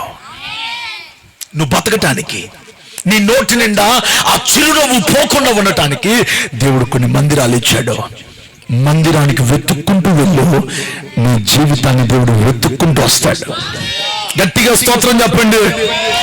నువ్వు యేసయ్యను వెతుక్కుంటూ పో, నిన్ను వెతుక్కుంటూ ఆయన వస్తాడు. మత్తయి సువార్త 11:28 చదువునానా? ప్రయాసపడి భారము మోసుకొనుచున్న సమస్త జనులారా, నా యొద్దకు రండి. రా, నా యొద్దకు రా. ఎందుకయ్యా, ఎందుకు రమ్మని పిలుస్తున్నావు అంటే దేవుని వాక్యం చెబుతుంది, నేను మీకు విశ్రాంతినిస్తాను. బ్రతుకు బరువెక్కిందిగా, నేను విశ్రాంతి ఇస్తాను. నీ భారాన్ని నేను మోస్తాను, నీ దిక్కులను నేను మోస్తాను. అమ్మా, మన కుటుంబంలో తల్లిదండ్రులు ఉంటారు కదా, ఎప్పుడైనా నీ కడుపుల నొప్పి వస్తే మీ అమ్మ మోసిందా? నా కడుపుల నొప్పి మా అమ్మ మోయలా, నా తలనొప్పి మా అమ్మ మోయలా. స్తోత్రం. ఎవరి వల్ల కాదు, ఎవరు చేయలేరు. నీ బాధ నువ్వే భరించాలి. అలాంటిది దేవుడు పిలిచిన వాడు చెప్తున్నాడు, నా ఇద్దరు రా. విజి చదువు, నా మాట చదువు. మత్తయి సువార్త 11:28. ప్రయాసపడి, ఇంత మటుకు ప్రయాసలలో, ఇరుకులలో, ఇబ్బందులలో, శోధనలో, అప్పులలో, నష్టాలలో కూరుకుపోయిన వాళ్ళ, కూరుకుపోయిన దానా, కూరుకుపోయిన కుటుంబమా, కూరుకుపోయిన ప్రాంతమా, నా యొద్దకు రండి. బా, చప్పలు కొట్టండి గట్టిగా. ఏదో ఒకసారి మీ నోటితో స్తోత్రం స్తోత్రం అంటూ చప్పలు కొట్టండి. అబ్బా అబ్బా అబ్బా అబ్బా, పరలోక సంచారం ఈ రాత్రి ఇక్కడ జరుగుతూ ఉన్నది. దేవుని సంచారం ఇక్కడ జరుగుతూ ఉన్నది. బిడ్డలారా, దేవుని కార్యాలు మీ కుటుంబంలో జరగబోతూ ఉన్నాయి. మీరు లేచి ఇంటికి వెళ్ళేలోగా మీ కుటుంబంలో దేవుడు నవనూతనమైన కార్యాలను ప్రభు జరిగించబోతూ ఉన్నాడు. చీకటితో నిండుకున్న నీ ఇంటిని దేవుడు వెలిగించబోతున్నాడు. ఓ అప్పులతో కూరుకుపోయిన నీ ఇంటిని, శాపగ్రస్తమైన నీ ఇంటిని దేవుడు బాగు చేయబోతూ ఉన్నాడు. అమ్మా, ఈ రాత్రి ఏ పరిస్థితిలో వచ్చినా నువ్వు నమ్ము, ఇప్పటిదాకా ఉన్నట్లు ఇక మీదట ఉండవు. నిన్ను పిలిచాడు దేవుడు. అక్షయ్ పిలిచాడు మిమ్మల్ని, చెప్పరా? అక్షయ్ పిలిచాడు మిమ్మల్ని ఇక్కడికి. రాండి అక్క, రాండి వదినా, రాండి పిన్నామా, రాండి బాబాయ్, రాండి మామయ్య అని పిలిచాడు అక్షయ్. ఇక్కడికి వచ్చిన వాడిని యేసయ్య ఆయన ఎందుకు పిలుస్తున్నాడా? ఎందుకు నెమ్మదినివ్వటానికి, భారములను మోయటానికి. ఒక ఎర్రటెండలో ఒక ముసిలి నడుచుకుంటూ పోతుంది. మూట, ఎంత పెద్ద మూట పెట్టుకొని నడుచుకుంటూ పోతా ఉంటే చాలా దూరం నుంచి ఒక కారైన గమనిస్తూ, అమ్మో ఎర్రటి ఎండలో ముసలామ మొత్తం నడుములు ఇట్ట వంగిపోయి ఎట్ట నడుస్తుంది, ఏమో నడితే ఎంతకాలం పట్టాలి, అసలు ఎన్ని రోజులు పట్టాలా అని దయదలిచి జాలి దలిచి మహానుభావుడు ఆ కారు నాపి, బామా దా కారులో కూర్చో, నిన్ను ఎక్కడికి దించాలో అని నేను దించుతాను రా. విసిల్లు కాదు, భయం లేకుండా దర్జాగా లోపలికి ఎక్కింది. స్తోత్రం, హల్లెలూయా.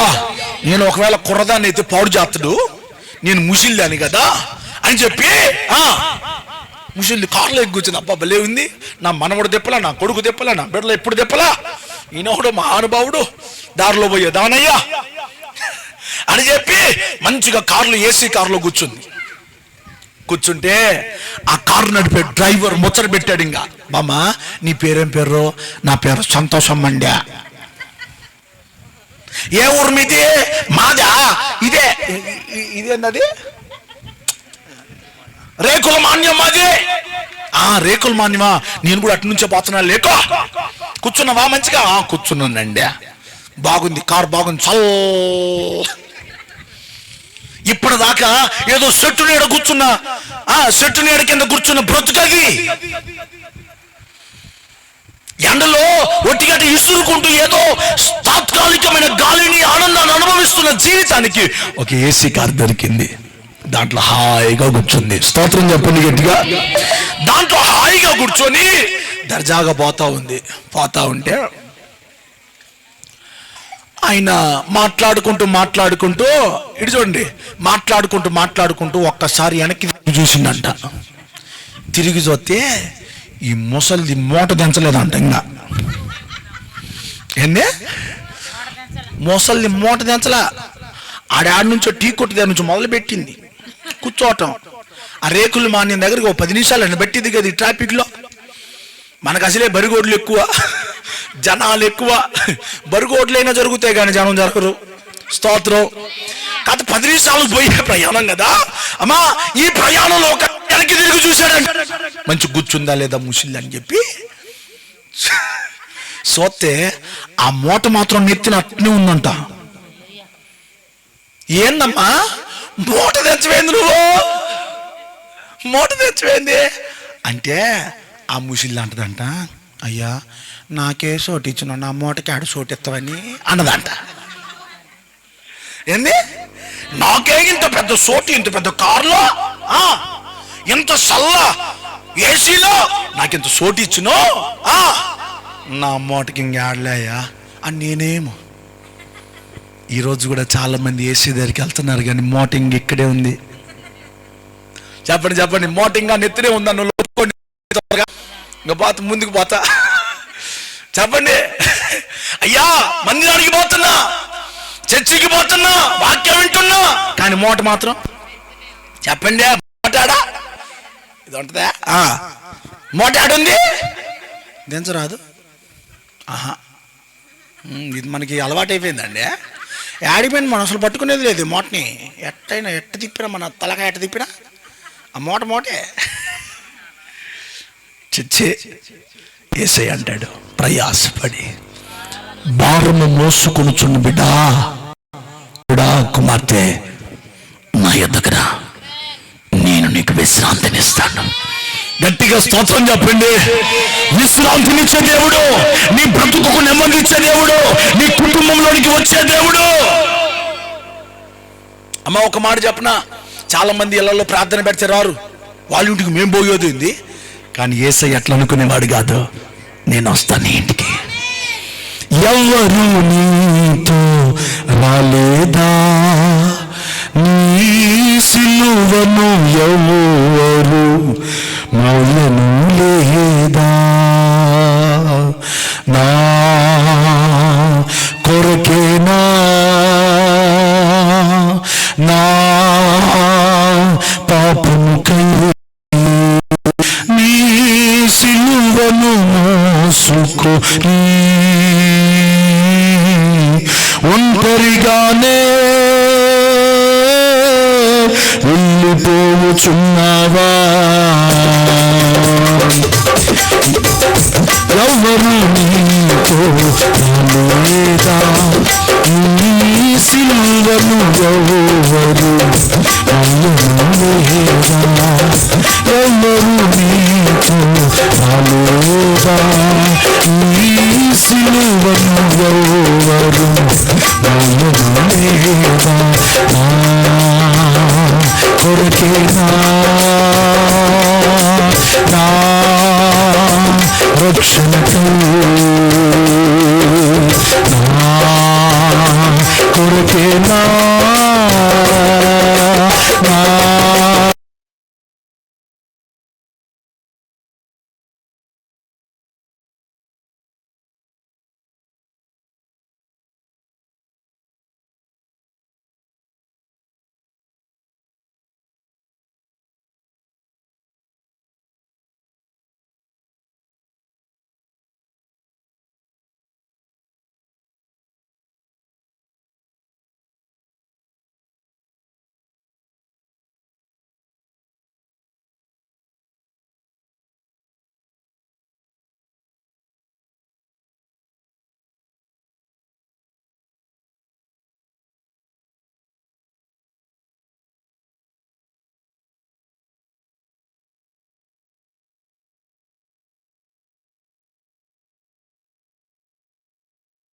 పిల్లలు బడికి పోతారు, ఫస్ట్ రోజు పోయినా ఏ అనమంటే కాసేపు ఏడ్చిన వాడు ఇంకోసేపటికి వాడికి తప్పదు. మళ్ళా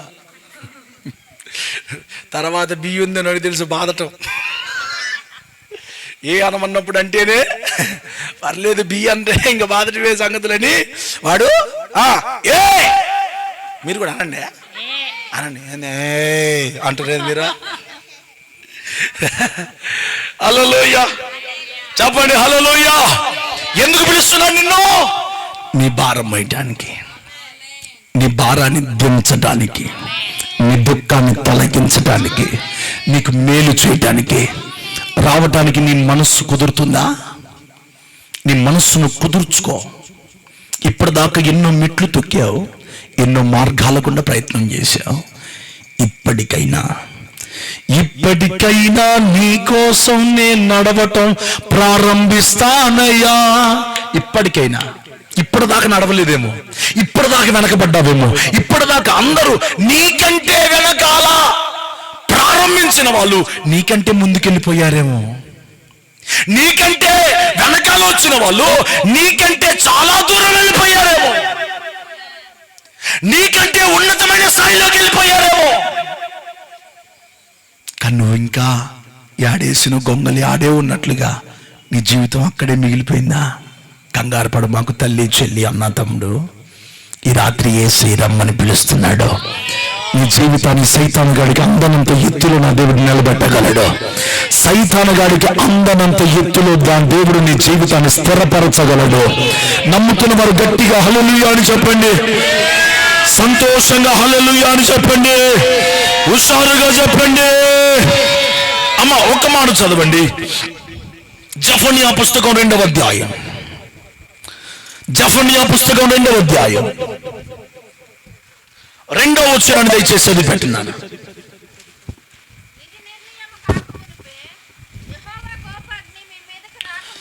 విధి నిర్వహణ కాకమునిపే, దేవుని కోపం మీ మీదకు రాకమునిపే, నిన్ను శిక్షించుటకై ఉగ్రత దినము రాకమునిపే. కూడి రండి, స్తోత్రం చెప్పండి గట్టిగాను, హల్లెలూయా. ఇంకా నువ్వు శాపగ్రస్తమైన అనుభవాలలోనికి వెళ్ళకమునిపే, ఇంకా నువ్వు నాశనపు అంచులలోనికి వెళ్ళకమునిపే ఇదొక అవకాశం. దేవుడు నిన్ను రమ్మని పిలిచే అవకాశం ఇది. పిలుస్తున్నాడు ఆయన. నీ పక్కన చెప్పు, యేసయ్య నిన్ను పిలుస్తున్నాడకో. హల్లెలూయా చెప్పండి, హల్లెలూయా. మార్కు సువార్త 12వ అధ్యాయం 29వ వచనం చదవన్నానా?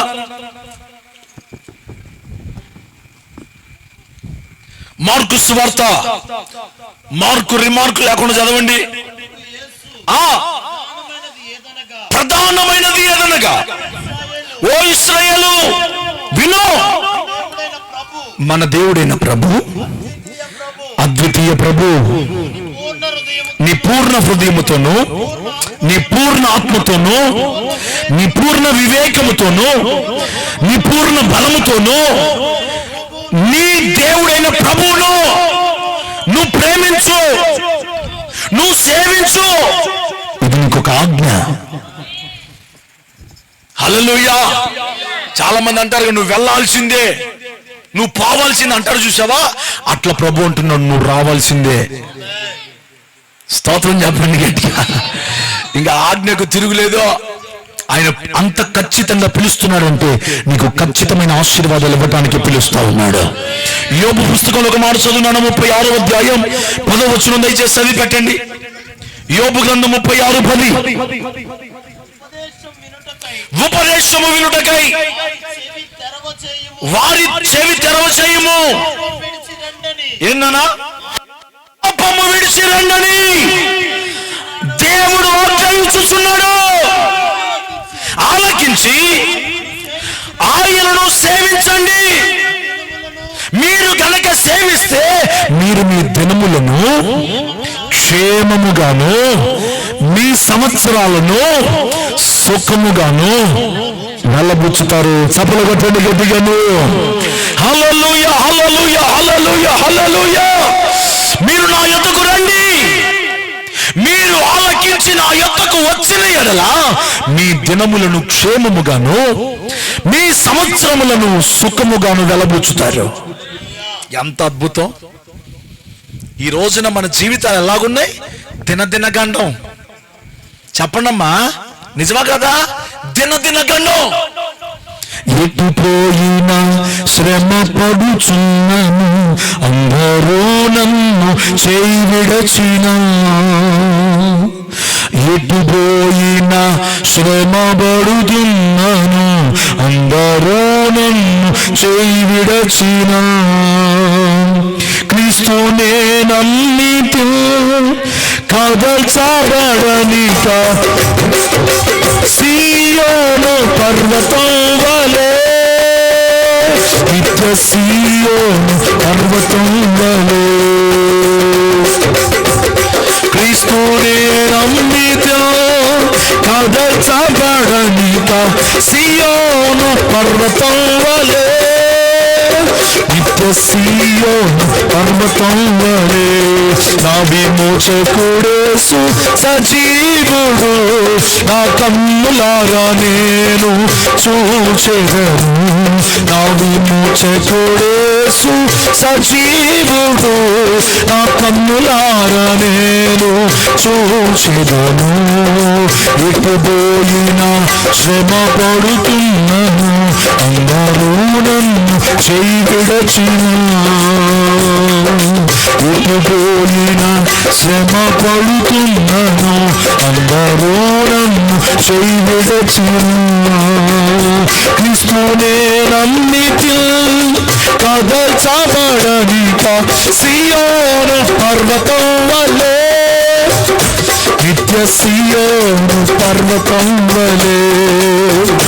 క్రీస్తునే నమ్మితే కదల్చబడనిక సీయోను పర్వతం వలె, నిత్య సీయోను పర్వతం వలె.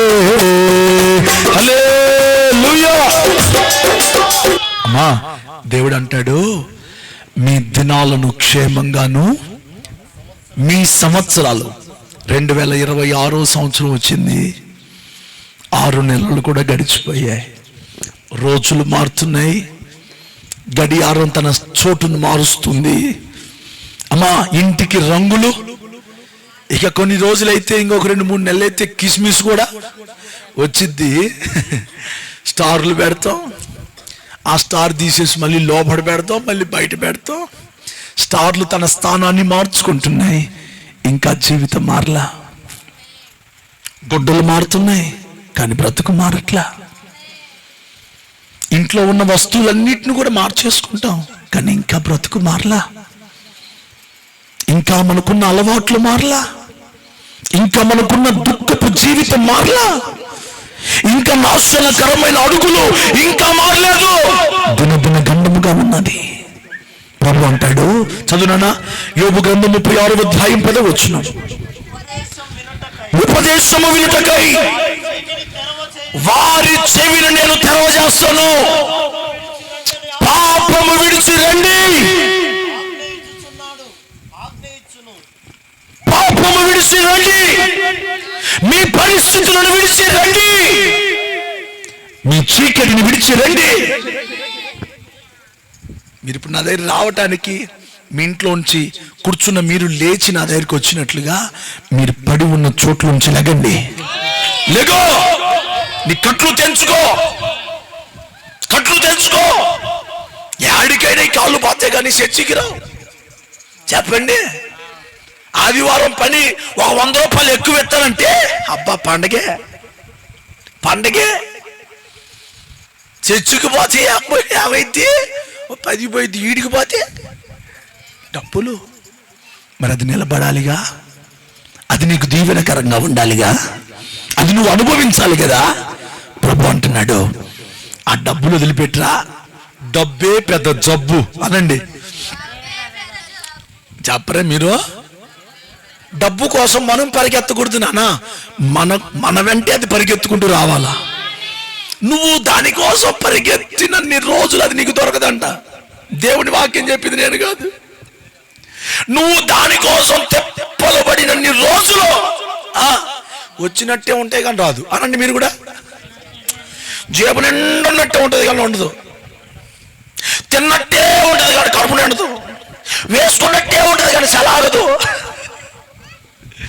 నువ్వు డబ్బు కోసం నువ్వు పరిగెత్తడం కాదు, నీ వెనకాలది పరిగెత్తుకుంటే రావాలా. హల్లెలూయా. అమ్మా, ఈ రాత్రి దేవుడి మాటలు వింటున్న తల్లి, ఈ రోజున నీ పాపంలో నుంచి లేగో, నీ చీకటి ఛాయలలోంచి లేగో, నీ కట్లు తెంచుకొని లేగు. నేను లేగాలిగా, నేను ఇట్లా ఉంటే కుదరదు, నేను పోవాల్సిందే, నేను మందిరంలో కూర్చోవలసిందే, ఆ గంట దేవుడి సన్నిధిలో గడపాల్సిందే, నేను పోయి దేవుడి వాక్యాన్ని వినాల్సిందే. నువ్వు లేగో, నువ్వు లేచి జీవము గల దేవుని సన్నిధికి నువ్వు వెళ్ళు. ఒకవేళ మీకు రాబుద్ది అయితే మీరు ఏ మందిరానికి, ఏ సహవాసానికి సంబంధించిన వారు కాకపోతే, రెంటాలలో రైస్ మిల్ ప్రక్కనే ఊరు మొదలులోనే ఒక మంచి మందిరం దేవుడు మనకు అనుగ్రహించాడు.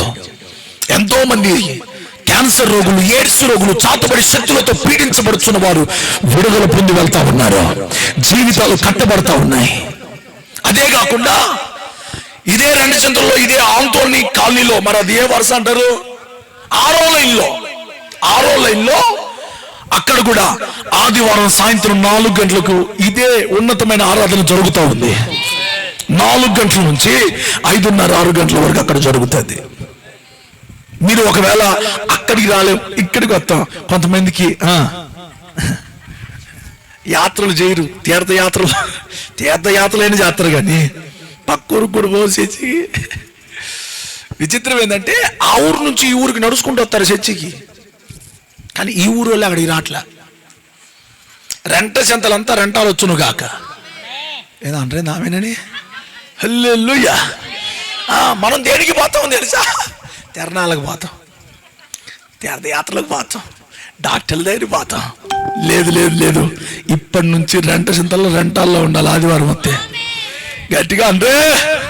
లేకపోతే రెంట చింతల్లో ఉన్న ఆందోళన కాలనీలో ఉన్న వాళ్ళు, ఇంకా ఏ కాలనీలో ఉన్నాయో ఆ కాలనీలో వాళ్ళందరూ కూడా 6వ లైన్లో ఆ గొంతులో ఏడను కూర్చొని వాక్యం వినబడింది. మీరు బతుకుతారు నాన్న, మీకోసమే దేవుడు నన్ను పంపించాడు. ఎంతో మంది బ్రతుకులు ఆశీర్వాదకరంగా మారుతున్నాయి. ఎంతో మంది వెనకబడిన వారు ఈ రోజున ముందుకు వచ్చారు, ఎంతో మంది పడిపోయిన వారు నిలబడ్డారు. నాతో చెప్పే మాట ఏంటి తెలుసా? అన్న, దేవుని మాట మీ నోట నుండి విన్న తర్వాత చావాలి అని అనుకున్న నా జీవితాన్ని దేవుడు బ్రతికించాడు. ఇక నా జీవితం వేస్ట్. నా భర్త మంచిగా చూసుకుంటాడని అనుకున్నాను, కానీ నా భర్త కూడా నన్ను పట్టించుకోవట్లేదు, నాకెవరు సహాయం లేరు అని అనుకుంటున్న వేళ మీ మాట నాకు వినబడిన తర్వాత అది దేవుని మాటగా తీసుకొని నేను మీ మందిరానికి వచ్చిన తర్వాత నా బ్రతుకును దేవుడు కట్టాడన్నా. ఆ మాటలు నన్ను ఏడవద్దన్నాయి, ఆ దేవుని మాటలు నన్ను బ్రతకమని చెప్పాయి, ఆ దేవుని మాటలు నన్ను నిలబడమని చెప్పింది, ఆ దేవుని మాటలు నేను నడిపిస్తానని మాట్లాడింది. ఈరోజు నేను నడుస్తున్నా, నిలబడ్డా, బ్రతుకుతున్నా, అనేకులను బ్రతికిస్తున్నాను. హల్లెలూయా. ఒకప్పుడు నన్ను, నా కుటుంబాన్ని ఎవరు కాదన్నారు, ఈరోజు నన్ను కావాలని అనుకుంటున్నారు. హల్లెలూయా. చెప్పండి హల్లెలూయా. మీ దినములను క్షేమముగాను, మీ సంవత్సరములను సుఖముగాను మీరు వెలబొచ్చాలా. అబ్బా, ఈరోజు ఆయన వస్తే నన్ను ఈపు చింతపండు ఈ భయాలొద్దుగా. నీ భర్తను కూడా దేవుడు మార్చును గాక, నీ భర్తను దేవుడు పట్టుకొను గాక. త్రాగుబోతు అయిన నీ భర్త, లేకపోతే వేరే పరస్త్రీకి అలవాటు పడిన నీ భర్త అయినా, నీ భర్త చరిత్రను కూడా దేవుడు పట్టుకోగలడు. నీ వల్ల కావట్లేదేమో అమ్మా. ఒకవేళ ఉంచుకున్నావు, ఒకవేళ మందు పోసిందని నువ్వు కూడా మందు ఎక్కించడానికి పోయి నువ్వు కూడా పెసల మందు తెప్పించి పెసల మందు నోట్లో పోయించి ఎన్ని తిప్పలు పడినా నీ భర్త మారలేదేమో. ఇదిగో బ్రతుకులను బాగు చేసే స్థలం ఇది, దేవుని మందిరం. స్తోత్రం చెప్పండి గట్టిగాను. అమ్మా, రోగంతో నువ్వు డాడీకి పోవాలా, ఇల్లు కట్టాలంటే ఎవరి దగ్గర పోవాలా, అమ్మ బైక్ పాడైపోయిందంటే ఎవరి దగ్గర పోవాలా, మరి నీ బతుకు బాగా పాడైపోయిందంటే మరి ఆయనే నీ బతుకును సృష్టించను అని నన్ను దండం పెట్టి చెప్తున్నా. ఇది తెలుసుకుంటే బతికినట్టే. ఇది తెలియాలా, అసలు నిన్ను ఎవరు చేశారు? అమ్మా, నీకు రూపం ఇచ్చిన వాడెవడు? ఆది కాండంలో రాయబడుతుంది, రండి మన పోలిక చొప్పున మన స్వరూపమందో నరుని చేద్దాం అని చెప్పి సృష్టి అంతటిని దేవుడు నోటి మాటతో చేశాడు, కానీ మనిషిని మాత్రం దేవుడి తన స్వహస్తాలతో చేశాడు. నిన్ను దేవుడు చేసుకున్నాడు. అమ్మా, ఇప్పుడు ఈ ఫ్యాన్ చేశాడు, ఆ ఫ్యాన్ చేసిన వ్యక్తి ఒక ఆయన ఉన్నాడు. అది దేనికోసం? గాలి ఇవ్వటానికి. ఈ లైట్ దేనికోసం? వెళ్తునివ్వటానికి. ఇది ఒక ఉద్దేశంతో చేయబడింది. ఈ లైట్ చేసిన ఎవరైనా థామస్ ఆల్వా ఎడిసన్, ఆ వ్యక్తి ఈ లైట్ అనేకులకు వెలిగివ్వాలని చేశాడు. నిన్ను దేనికి చేశాడు తెలుసా? ఆయన చేతిలో బతకమని చేశాడు, సంతోషంగా ఉండమని చేశాడు. ఈ రోజున కోరి కష్టాలు తెచ్చుకున్నావు నువ్వు, వెనకబడిపోయావు నువ్వు, కృంగిపోతున్నావు నువ్వు, పాపంలో కూరుకుపోయాది నీ కుటుంబం. రా, ప్రభు పిలుస్తున్నాడు. ఇంకొక మాట చెప్పి నేను నా మాటలు ముగిస్తాను. యోహాను సువార్త 8వ అధ్యాయం 12వ వచనం దయచేసి చదవండి. యోహాను సువార్త 8వ అధ్యాయం 12వ వచనం. మరలా యేసు, ఇదిగో నేను జీవితములను వెలిగించువాడనై ఉన్నాను, నేను లోకమునకు వెలుగును.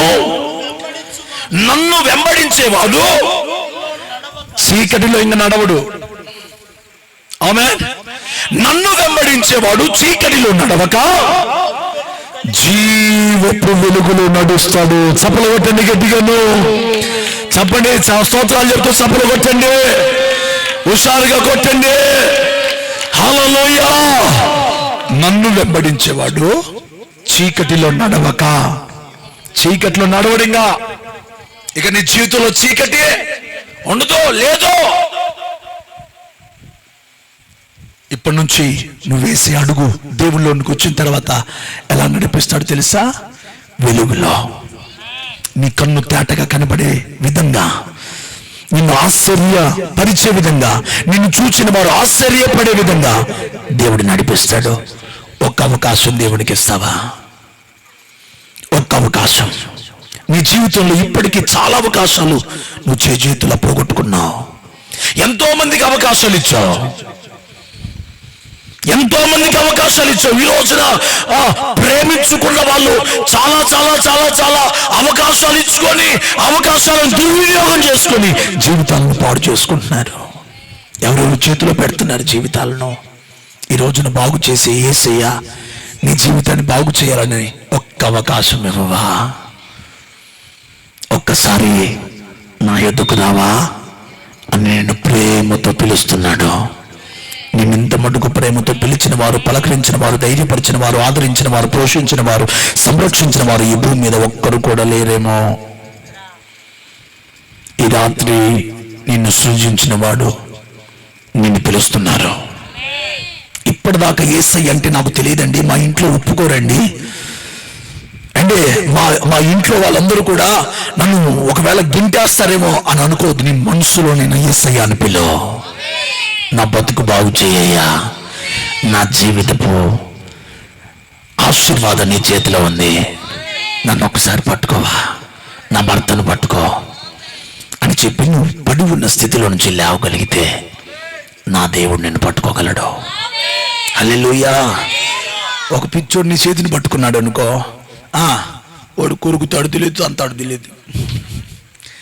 నా యేసయ్య మంచివాడు, మంచి దేవుడు, మంచి చేయగలిగిన వాడు.